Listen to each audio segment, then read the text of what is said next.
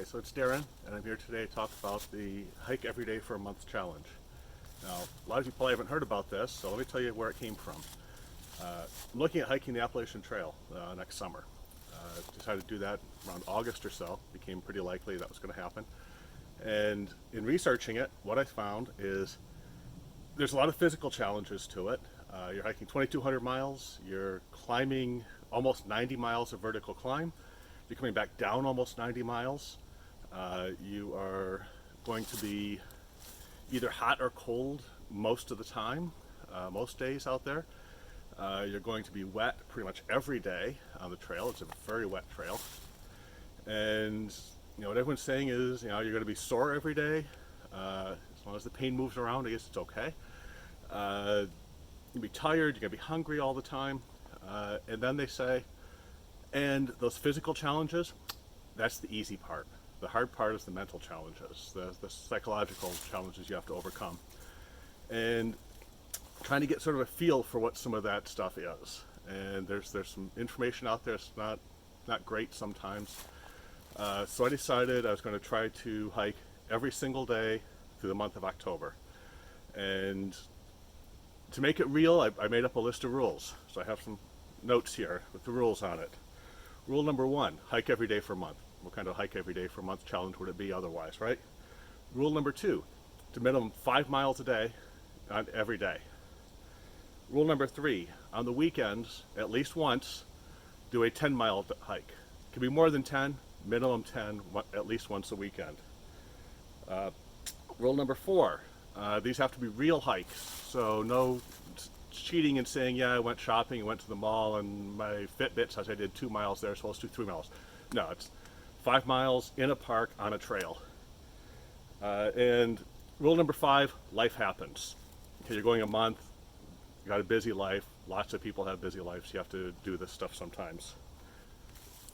So the goal was to try to get to the point where I'd start to get a feel for what some of these other challenges were going to be when I ran into them. I knew what some of them were going to be, I didn't know what others were going to be. So let's look at first how I did. So of 31 days in October, I did succeed in hiking for 30 of those days, technically, that followed the rules. 29, yeah, sorta. One of the days life happened, and I knew life was going to happen at some point during the month. So one day there was just no way it was going to happen. The other day I actually was in a park, I was on trail, I was walking. I spent about 6 hours leading hikes, leading tours back and forth between 2 sections of the park. They were actually fairly close sections, but if you look at normal guided hike tours, speed's about 1 mile an hour, so probably did about 6 miles that day, maybe a little bit less. But even not counting that, if we skip that day completely, in the other 29 days I hiked a total of 219.2 miles. The shortest hikes were 5 miles. There were a lot of 5-mile hikes after work. Longest day was 20 miles. If we count that 6 miles, it's about 225 miles, which isn't bad for a month. To put that into perspective, if you are looking at a thru-hiker hiking the AT in about 5 months, a little over 5 months maybe, which is pretty good speed, pretty decent pace, you'd have to hike about twice what I did every day. If you are trying to finish it up in about 3.5 months, you have to do about 3 times what I did. Now, you may think, well, you're only doing a half to a third, but on the other hand, most AT thru-hikers aren't also doing full-time day jobs and then going out and hiking afterwards. So I think it's a pretty fair comparison. During the hike, started in October, I live in southeast Michigan. Our weather is pretty variable here. The first day out on the hike, temperature was beautiful. It was, I think it was 83 degrees out. It was sunny, it was warm, a little bit muggy. Beautiful day. Hi, this is Darren, and it is October 1st, and we're starting a new experiment today. The experiment is to hike every day for a month. The rules are 5 miles minimum, out in nature somewhere, and ideally as a single hike.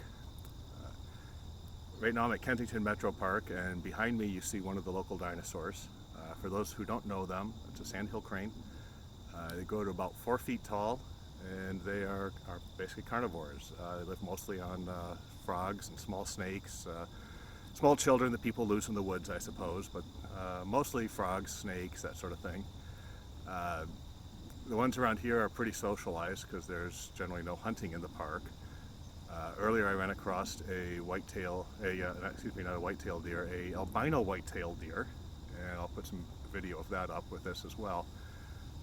So it's the first day of the hike, and interested in what the effects are, how I'm feeling towards the end of it, what happens with rain and cold and dark, because it's going to be dark towards the end. So you've got a couple of the sandhill cranes back there. But they are pretty well socialized, so not really dangerous to humans at all.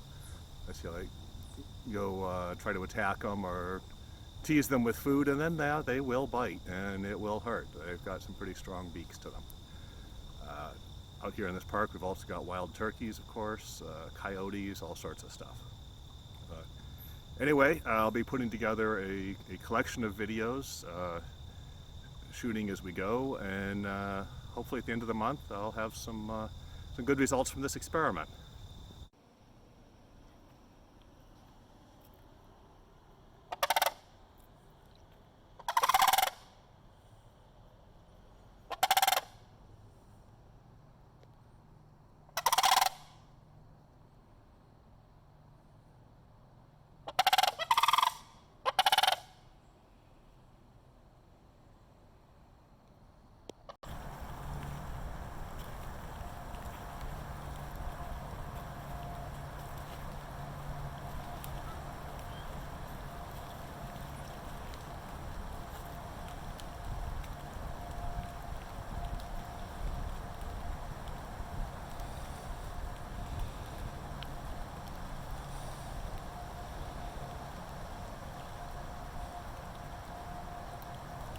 With the rain today, the albino deer is a little more visible, a little less timid around people.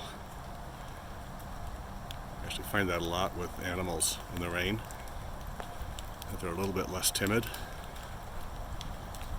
a bit less worried about people. Partly that's because they have a lot less people out here.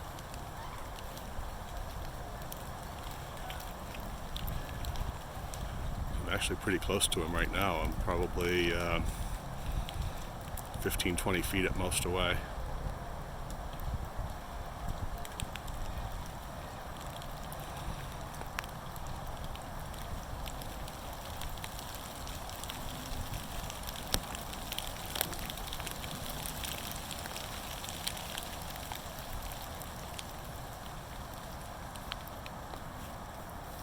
On the second day, it went down to low 40s. It was raining. Temperature was up and down. We had rain sometimes. We had sun sometimes. On the 31st of October, we actually had snow as I was coming off the trail. So, temperatures anything from mid-20s to mid-80s. Rain, snow, sun, wind, you name it, we had it. So, environmentally speaking, that's a pretty good representation of what I'm going to run into out on the AT. Time-wise, because I was doing this after my day job, I spent a lot of time hiking in the dark. At the beginning of the month, it was actually light until I got off the trail, which was nice. By the end of the month, I was actually going onto the trail at sunset. So I'd spend at least an hour and a half out on the trail, pretty much after dark. I never pulled out a light during that time. And these are trails that are between my office and my home. And I know the parks well, I know the trails well. I was picking the trails specifically because they were relatively friendly trails. I was actually not wearing the pack at all for the 5-mile hikes. I was wearing my work clothes, jeans, t-shirt, and carrying a bottle of water in my hand. So, I was not really going for, serious, throw a 30-pound pack on my back. Even on the longer hikes, even like this 15 and 20-mile days. I was carrying my day pack here, which, depending on what's in it, might be 10, 15 pounds. So that aspect wasn't completely accurate, but still I think I got a pretty good feel for the hiking every day aspect. So some of the things that you hear about. People say that when you're hiking the AT or when you're hiking any kind of through hike, that hiking is kind of like your job. And I didn't find that exactly. My job stayed feeling like my job. But it does get to be a routine. Very quickly, it got to be a routine. And I see why people relate that to their job. When you go to a job, I wake up in the morning, I get dressed, I drive to work, I work all day, drive home, maybe do something on the way home, watch a little TV, play on the computer, whatever, go to bed, and get up the next day and do exactly the same thing. That's my daily routine. When you're hiking, you wake up, you get breakfast, you pack up your camp, get on the trail, hike all day. When you get to where you're stopping for the day, you stop, you set up your camp, you talk to some friends at the campsite or at the shelter, and you go to bed. And that's very much a routine. And for me, I actually started to feel that around 3-4 days in was all it took for doing a 5-mile hike after work to start to feel like routine. And I expected it would take longer. I wasn't even sure it would hit at all because it was a shorter hike, but it's only about 3-4 days in. And that wasn't a bad thing. It just started to feel normal. And one of the concerns that I've heard expressed from some through hikers is you have to watch out for that feeling of routine. It becomes a problem after a time. So you have to break that up. Hey, so it's October 8th, and I'm back at Indian Springs today. And this is the view that way too many hikers have all day long. But what if you look up a little bit? And the view becomes far nicer.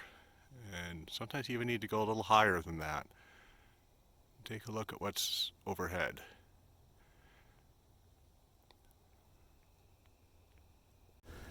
A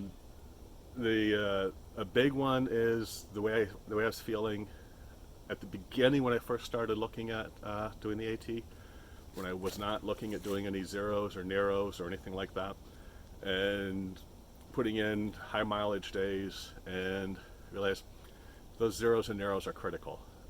You've got to break it up, just like you have to take weekends from your day job.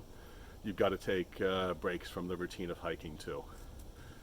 For the first few weeks, everything was going great, but like the last week or so, I was kind of counting the days until the end, because it was, I'd have my day job, then I'd go out and do this, and then I'd get home and it'd be almost time to get ready for bed at that point.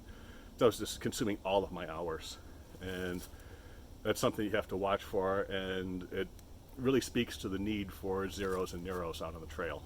And when I very first started looking at through hiking, I didn't really think that zeros and narrows would be a big part of my hike, but after doing this challenge, I see just how important those are, because there's no way you're going to hike that many days, day after day after day, without doing some zeros and some narrows in there. So another thing that I ran into was hiker hunger, and lots of people talk about hiker hunger. It hits after a week or two, and it becomes this insatiable hunger. When you're hiking for a few days, it's not really a big deal. Day hiking, not generally a big deal. After a week or two, though, your body starts to figure out, oh wait, he's going to keep doing this to me. I need to get more food. And that did hit me after about a week or so. Normally I don't eat at night. With these hikes, I'd get home and I'd just be really hungry. So after about a week or so, I did actually start eating at night.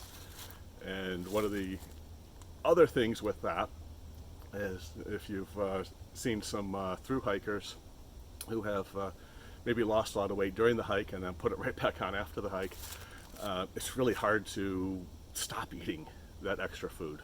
So when you're on the trail, they say the average 155-pound through hiker burns 50 to 500 calories a day. I'm a little bit over 155 pounds, so I don't think 155 is really an accurate number anymore. It's probably more than that. So you're probably burning, on a real through hike, 6, 8, 9, maybe even 10,000 calories a day on a really hard day. You're not eating that much. So, that becomes a problem. And then after the hike, you're also going to have to really watch to make sure that you don't keep eating like you've been eating, because you're going to have this really great physically fit hiker body, and the last thing you want to do is get back to your Amicalola Falls, approaching the stairs body again after that. I've been trying to experiment with trail food. I've done tons of day hiking. I never eat when I day hike. Nothing. It's just water. That doesn't work when you're out hiking for months. So I have to find food that I can eat on the trail. I've been experimenting. It's something I need to experiment more with over the next few months. Lots of stuff works. Some stuff doesn't work. But that's one of the things I have to work on figuring out. One other thing that I ran into, I did have an injury. 3 days out, I was going a little quick because I had something I needed to get done after the hike. So I was going kind of fast. The trail was kind of wet and muddy, and twisted my knee. My knees have been kind of messed up for a while. I had a caving injury a long time ago. So sometimes I'll have some knee pain. And it wasn't bad. I kept going. Next day, still sore. Next day, still sore. Did this for a few days. Finally played around with a knee brace, and I didn't bring it with me. It's one of the little band ones that fits, just a thin band that goes around below your kneecap. Worked great. In fact, I did a 20-mile hike on it the second day that I had that, and beginning of the hike it hurt before I put that on. Put that on, hiked 20 miles. End of the hike, my knee was fine. It was amazing. So I'm taking that on the trail with me, certainly. And I'm sure no one's going to notice this was like edited in and shot from a different location, of course. There were a couple of Saturdays, and this one's really important, I think. I had a couple of Saturdays that I was just really not feeling it. I went out and hiked, and I was finally able to drag myself out on the trail. And the first Saturday, I was planning to do like just 10 miles because I knew I was really not excited at all. Did 5 miles and cut the loop short. Headed home, got a pizza, and sat in front of the TV and just watched reruns all the rest of the day. Then hit me again the second Saturday. I think it was the second and third Saturdays this happened. But the second Saturday that this happened, so at a different park, no energy at all, just really wasn't feeling it. Dragged myself out on the trail finally, got out there, and again, just really wasn't feeling it. Did an 8-mile loop, went to a local restaurant and had what was really not a very good meal, but at least it was hot.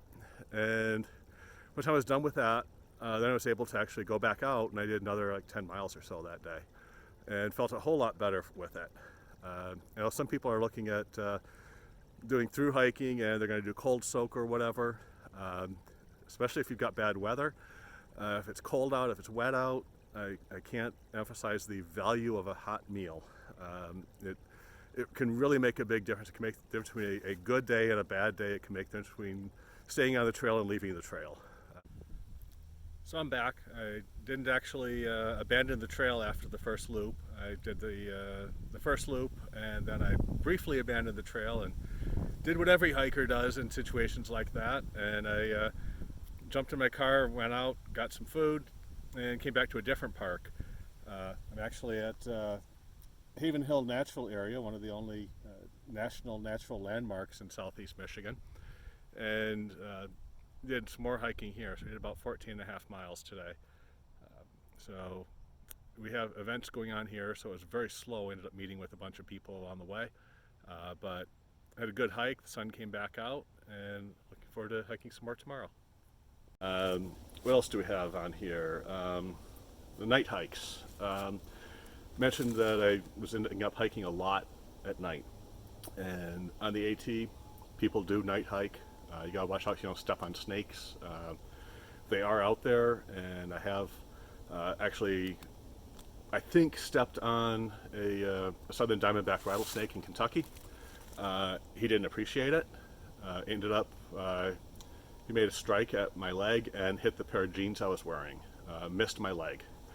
I was hiking with no light. Out here in Michigan. The only venomous snake we have is the Massasauga rattlesnake. Not terribly venomous, and people have been known to simply step on them, and the snake just like says, go away, go away, go away. They're a really mellow rattlesnake. So I wasn't too worried about it, and where I was hiking was pretty tame trails. Get out onto unknown trails, you get up on the AT, you get where you have lots of roots, rocks. Definitely going to want to have a light. Actually had a light with me part of the time. Didn't use it, didn't want to use it, didn't need it. That's one of the things to check for if you haven't done night hiking before and you're thinking about going out and doing a long hike. Get out on some familiar trails and get used to your light. Get used to hiking without your light first. Start around sunset. You may be surprised that you don't need it. And if you do need it, make sure you get a red light. Well, it's October 3rd. It is very dark out now. It's been dark for about an hour. No video from yesterday. Yesterday it was raining and I was very tight on time, so I wasn't able to actually get any video. I did do 5 miles, a little over 5 miles today, and a little over 5 miles again. Got out of work late today, so it was almost getting dark before I hit the trail. Pretty good pace, but yeah, it's been dark for the last hour. Didn't bring any lights with me, didn't really need any lights. When you're on big, wide open trail like I'm on today, even through the woods and stuff, you don't really need lights. The trail's pretty obvious as long as you don't do anything like turning on your camera and shooting video with a bright white light shining into your face, because my night vision's gone as soon as I turn this on. First time back at the parking lot. Anyway, one quick story today. I was on the trail, stopped to water a tree. You know, every hiker does it. And as soon as I turned around, there were about 15 deer all standing there that apparently I'd walked right by. They're frozen. It was, you know, right around sunset, just about getting dark. And all of them staring at me like I'd just done something really terrible. It's like, what? It's like, you guys don't do this every single day out here in the woods? Other stuff I have, things that I kind of took away from this challenge. I did this for a month. I only did it for 1 month, but I did it while I was working my day job too. Could I have doubled that distance? Oh yeah, I could have doubled the distance. I may have been able to triple the distance. Don't really have a lot of mountains around here, wasn't really hitting a whole lot of hills. The 5 mile days, there were very little in the way of hills. But yeah, if I was able to do it for a month, I know I can do this for 6. So that's an important takeaway. If you've never gone out and hiked for days or weeks at a time, you know, if you've just been a day hiker, you've just been a weekend hiker, going from 2 days to 180 days can really be overwhelming. But going from 30 days to 180 days, not such a big deal. I know I can do that one. Okay, so it's Thursday. It's October 31st, Halloween day. It's nearly sunset here, and it's the last day of my Hike Every Day for a Month challenge. I'm back right where I started. It's Kensington Metro Park. And being Halloween, I thought this was also appropriate because this is actually the site of the former town of Kensington, well, the former village of Kensington.